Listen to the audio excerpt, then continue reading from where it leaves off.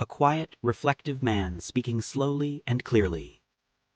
You meet someone new, a rideshare driver, a coworker on their first day, someone sitting next to you on a flight, and within minutes you're telling them things you haven't told people who've known you for years. Not small talk, not surface level, but the real stuff. The loneliness, the regret, the fears you rarely say out loud. And halfway through, a quiet thought appears. Why am I telling them this?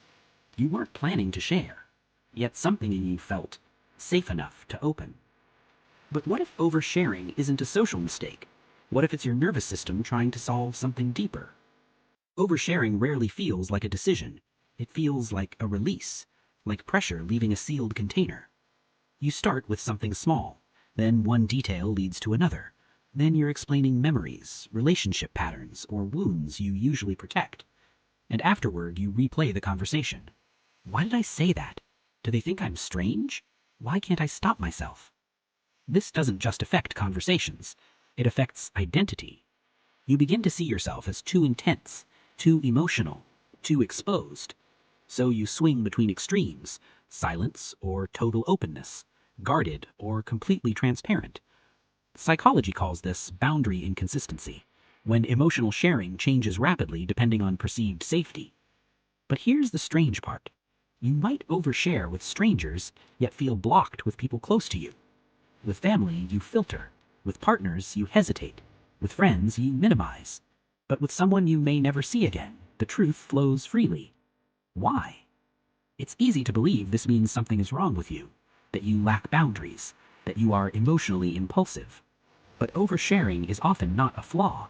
It is an adaptation, a strategy your nervous system learned to reduce emotional pressure while minimizing long-term risk. Strangers offer something unique: temporary safety. No history, no expectations, no future consequences. Because of that, your brain interprets them as a low-risk space for emotional release. So what looks like too much sharing may actually be your mind protecting you in the only way it learned how. But that still doesn't explain why the urge feels so automatic.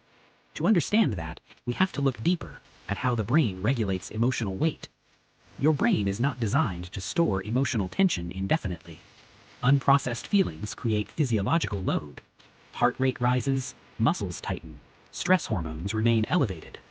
From a neuroscience perspective, emotional disclosure reduces activity in the brain's threat detection system and increases regulation from the rational brain. In simple terms, sharing reduces internal alarm signals. Think of emotional pressure like steam inside a sealed kettle.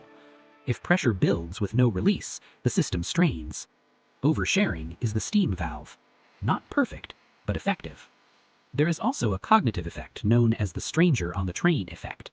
Research shows people disclose more personal information to strangers because strangers exist outside one's social identity network.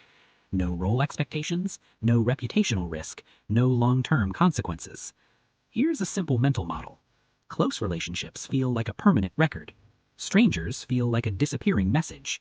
Your brain feels freer when the message won't be stored. Another layer involves attachment patterns. If vulnerability once led to judgment, dismissal, or emotional withdrawal, your nervous system may avoid full openness with those who matter most. But the need to be seen doesn't disappear. It reroutes. And sometimes it chooses the safest available exit, even if that exit is a stranger in a waiting room.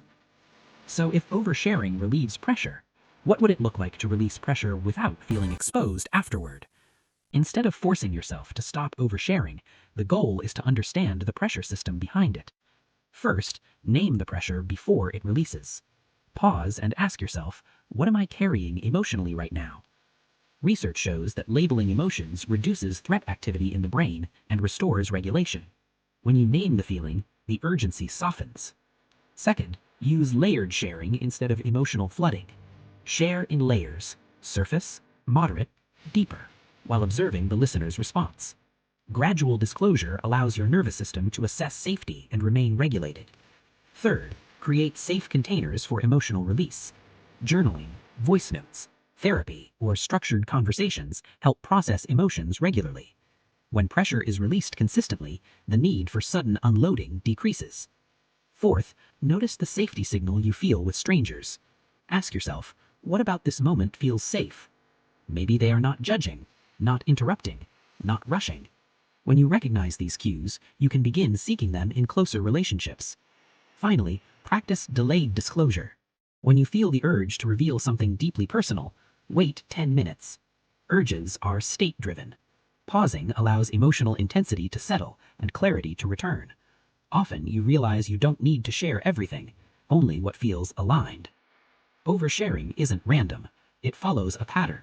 Emotional pressure builds, safety appears, release follows. Instead of seeing this as a flaw, think of it as a pressure regulation system. Pressure, valve, relief. The goal isn't to seal the valve, it's to regulate the pressure and choose when the valve opens. When emotional processing becomes regular, sharing becomes intentional. When safety is recognized, vulnerability becomes selective. When pressure is understood, release becomes calm instead of urgent. And something subtle shifts. You stop feeling like you said too much. You start feeling like you said what mattered. There is nothing strange about wanting to be seen, or heard, or understood. The human nervous system is wired for connection, not silent endurance. Sometimes strangers become mirrors because they feel safe enough to reflect what you carry. But you are allowed to build spaces where your truth doesn't have to escape unexpectedly, where it can arrive slowly, where it can be held. You were never too much. You were carrying too much alone. And when the weight is shared with intention, even silence begins to feel lighter.